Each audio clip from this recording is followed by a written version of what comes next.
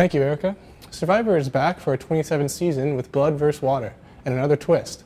Former cast members, including Rupert Boneham and Gervais Peterson, will be competing against their loved ones. They will split into two teams with returning players on one tribe and relatives on the other. The show premieres tonight at 8 p.m. on Global TV. According to several sources Wednesday, actor Zac Efron completed a stint in rehab about 5 months ago. E! News reported the 25-year-old High School Musical star allegedly spent time in a facility to deal with an alcohol problem. That's all for entertainment. Now over to Selena for the weather. Patrick Waugh got into a screaming match with an opposing coach, pushed over a glass partition, received a game misconduct, and was reprimanded by the NHL. Quite an eventful start to his coaching career with the Colorado Avalanche. His fiery temper definitely has followed him from the goal to the bench. On Wednesday, Waugh lost his cool shortly after the final horn in the 6-1 win over Anaheim, yelling at Ducks coach Bruce Boudreau, and then pounding on the glass partition, separating the two benches with so much force that it began to tilt. The league punished Waugh for his outburst with a $10,000 fine on Thursday and a reminder that this sort of behavior won't be tolerated. That's supposed to say tolerated. I'll just say tolerated. Great, that's the end? Mm-hmm. Good. So, a few things to think about. I screwed up the Bruce, I think it was Coach Bruce Boudreau, that part. Tripped over that. Yeah. That's fine, don't worry about that. Like I said to Andrew, sometimes too it's just teleprompter speed and reading for the first time and all those things. Things I want you to think about for the next tape and big picture. You can still stand to release your jaw a bit and to overwork speech sounds. It's going to feel really exaggerated for you. It's going to feel like you're really overdoing it, but it won't read as overdoing it on camera.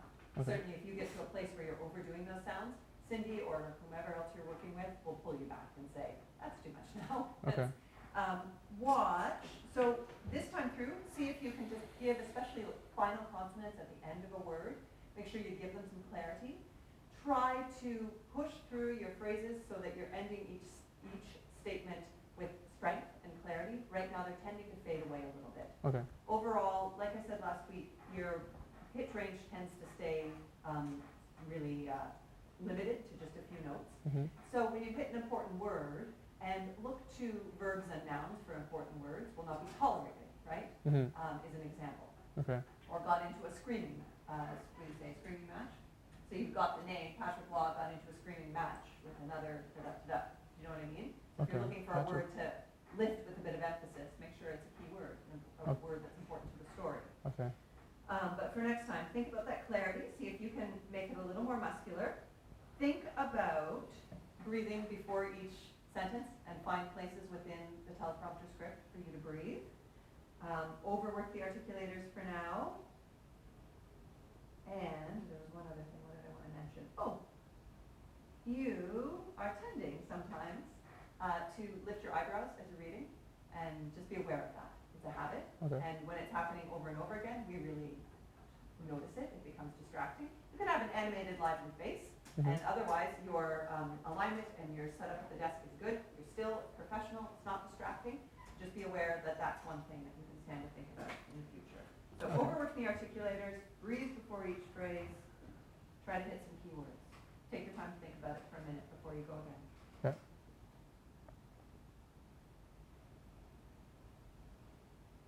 I gotta think for a sec. I think you just keep rolling until they leave the desk.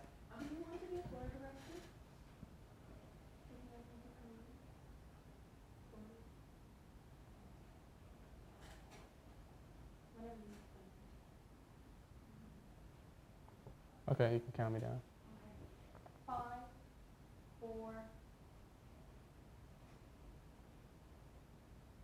Patrick Waugh got into a screaming match with an opposing coach, pushed over a glass partition, received a game misconduct, and was reprimanded by the NHL. Quite an eventful start to his coaching career with the Colorado Avalanche. His fiery temper definitely has followed him from the goal to the bench. On Wednesday, Waugh lost his cool shortly after the final horn in a 6-1 win over Anaheim, yelling at Ducks coach Bruce Boudreau and then pounding on the glass partition, separating the two benches with so much force that it began to tilt. The league punished Waugh for his outburst with a $10,000 fine on Thursday and reminded him that this sort of behavior won't be tolerated. Great. Hello everyone, I'm Kevin Seeley, and joining me today is Alexa Leal, who in 2011 went to Mississippi with Brock University to help with Hurricane Katrina cleanup. Thanks for being here, Alexa. You're welcome. So how did you hear about the Hurricane Katrina cleanup at Brock? There are signs posted all over Res, and I thought that sounded pretty cool. Okay. So why did you decide to take up an opportunity like this? I had thought about doing this years ago through the church, and that was really expensive, especially when you're trying to save before going away to university, and especially if you don't know if you're going to like it or not. So I don't know, I didn't feel like that was the right time for me. So then when I came to university and they're presenting this opportunity, it was much cheaper, and I decided to go for it. Yeah, that makes a lot of sense. Yeah. So what did you take away from the experience? It was really eye-opening to see how people had been affected, and listening to people's stories. You know, people were really willing to share their stories, and see how even after all these years later, how, you know, some people are still living in people's garages on their cold floor and don't have anything, and their houses are still buried. And yeah, it was like, you can hear one thing and feel bad and see what you see on TV, but then when you're actually there, it's pretty eye-opening still. Mm-hmm, yeah. Okay, so how long were you there for? I was there for the full 10 days.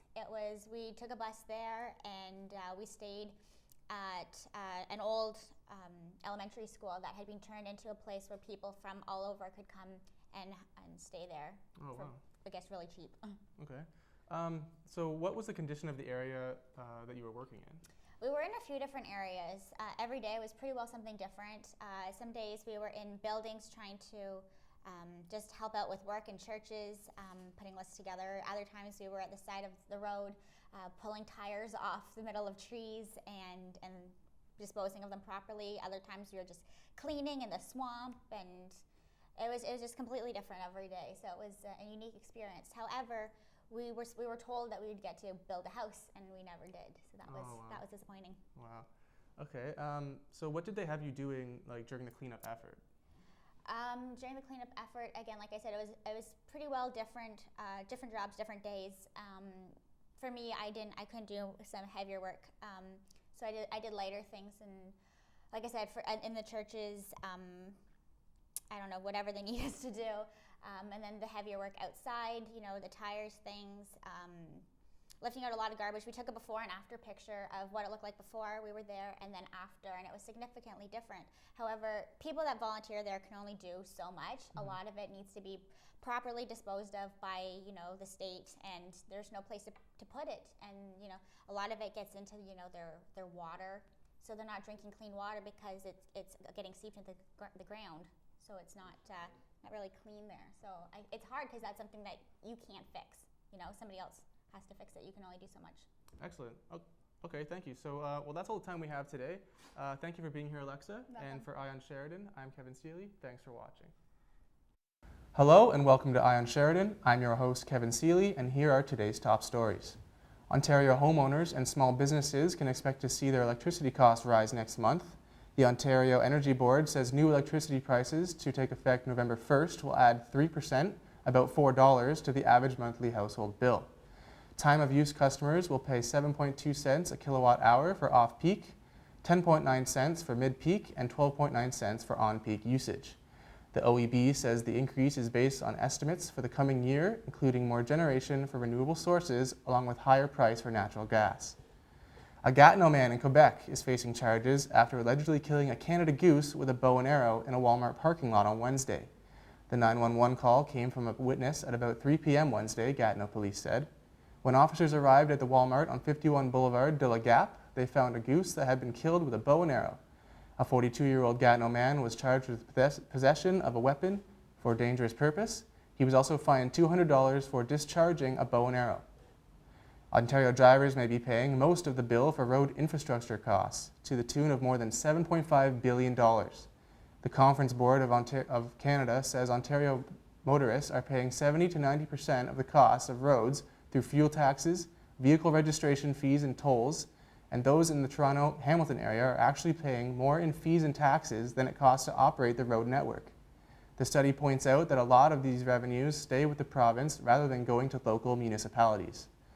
Toronto coach Randy Carlyle, perhaps somewhat withholding, called it a headache, but watching Leafs goalie James Reimer go down Thursday night after taking a blow to the head brought back painful memories of something more serious. Reimer lasted just 32 seconds in goal against the Carolina Hurricanes, the victim of an accidental collision with teammate Josh Levo. Jonathan Bernier replaced him in the 3-2 Toronto loss. And for those of you thinking of traveling to Toronto or working there, it has just been rated one of the most reputable places in the world, with the city finishing in second place in a ranking out of 100 major cities. Sydney, Australia has the world's best reputation, according to a list compiled by the Reputation Institute, a private consulting firm with global headquarters in New York and Copenhagen. The ranking is based on feedback provided by more than 22,000 residents of G8 countries, who filled out online surveys last January and February. Sydney and Toronto were followed by Stockholm, Vienna, and Venice. Rounding out the top 10 were Florence, Edinburgh, Zurich, London, and Copenhagen. That's all for Eye on Sheridan. I'm Kevin Seeley. Thanks for watching. So for all of you at Sheridan who are environment activists and like to see a nice, clean work and study environment, you may want to listen to what I'm about to tell you. A new garbage bin operation is about to go in place and get tested in B wing of the school in the next couple of weeks. The main goal of the operation is to separate the organic waste that you and I all dispose of around the school. It's supposed to be cutting down costs and limiting the amount of garbage that we send to the landfill each year, which is definitely a good thing.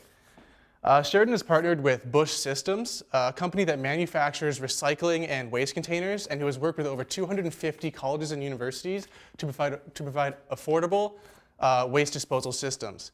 The bins around the school are going to be color-coded so that there's going to be no confusion about where to dispose your organic waste, your recycling, and your garbage. So enough of all of this royal blue and gray school colors. How about we go a little bit green? Now back inside to the desk.